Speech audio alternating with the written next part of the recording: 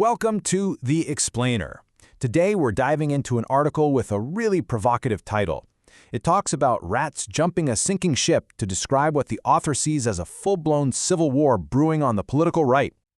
So the author just throws this grenade of a metaphor right at the start. We're going to spend this whole explainer unpacking exactly what they mean by that. For them, it's not just about politics, it's about loyalty, it's about authenticity, and, what this all might signal for where the movement is headed.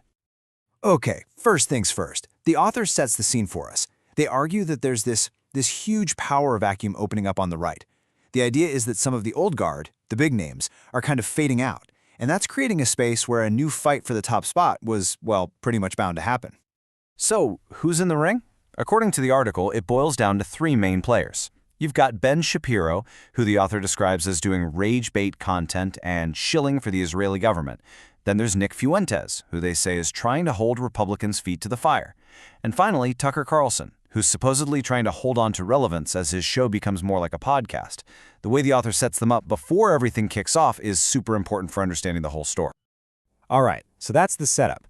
Now let's get to the spark that lit the fuse. The author points to one specific event, an interview with Candace Owens. This single moment, they argue, is what dragged Tucker Carlson and Nick Fuentes right into the center of the storm. And man, things escalated fast.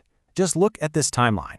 It starts with Candace Owens interviewing Nick Fuentes. Then, Owens goes on Tucker's show. Tucker kind of brushes Fuentes off at first. So Fuentes hits back with his own take on conservative history. And then, and this is the part the author says shocked the world, Tucker has Fuentes on his show for a full interview. It's this rapid-fire chain of events that, according to the article, triggers an absolutely massive reaction from one of the other big names. So, that brings us to our third contender. The author then zooms in completely on Ben Shapiro and his reaction to that Tucker Fuentes interview. And they don't mince words. They basically call it a complete public meltdown. So what was this meltdown? Well, the article claims Shapiro's first move wasn't to argue the points or debate the ideas. Nope, he just immediately started screaming anti-Semite at Tucker, at Nick, and even at all of their audiences. The author paints this as step one in a plan that, let's just say, did not go well for him. The author actually breaks Shapiro's strategy down into three simple steps. Step one, accuse. Just throw out the anti-Semite charge. Step two, fail. Realize that this time the tactic isn't sticking. And step three, retreat. And where does he retreat to? According to the author, he runs straight to CNN, the very same mainstream media he's built a career on criticizing, to complain about what's happening. And this is where the author really twists the knife, defining the whole situation as the perfect example of irony. Think about it. A right-wing commentator who constantly screams about left-wing media bias gets called disloyal by his own side and then runs to that very same mainstream media to complain about being called disloyal. You can't make this stuff up, right? That's the hypocrisy the author is pointing to. Okay, so it's not just about Shapiro. To really hammer home this whole rats jumping ship idea, the author brings in a second example. This time, it's a personality from the UK who calls himself Academic Agent. So this guy, who the author pretty bluntly calls a racist British guy, recently revealed his real name is Naima Parvini and that he has Iranian heritage. Now, why does this matter? Well, in the author's telling, this personal reveal happened right before a massive shift in his politics. And here's the supposed evidence of that pivot. The author claims that suddenly he's dropping a new book, he's declaring he's center-left now, and he's even hosting guests whose whole purpose is to dismantle right-wing ideas.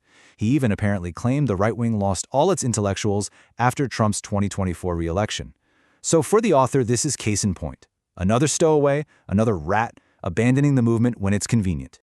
So you see what the author is doing here, right? They're taking these two stories, the Shapiro saga and the Academic Agent pivot, and weaving them together to make a much bigger point. It all comes back to their central thesis about loyalty and this so-called sinking ship.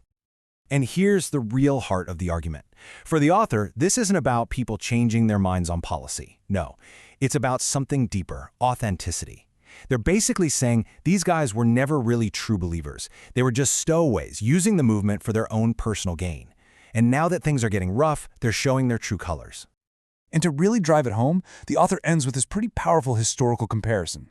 They pull a quote from John Adams. "I must confess I have no attachment to any country but my own. Pure, simple loyalty. Then they contrast that with someone like Shapiro, who the author claims has said he needs Israel as a life raft. For the author, that contrast says it all.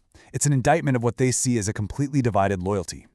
So, by telling this story of bitter infighting and accusations of betrayal, the author leaves us with a really big question. Is this just a temporary squabble, or are we watching the political right literally tear itself apart? The big takeaway here isn't to pick a side. It's to understand one observer's perspective that this isn't just a storm in a teacup. It's a sign that the whole ship might actually be going down.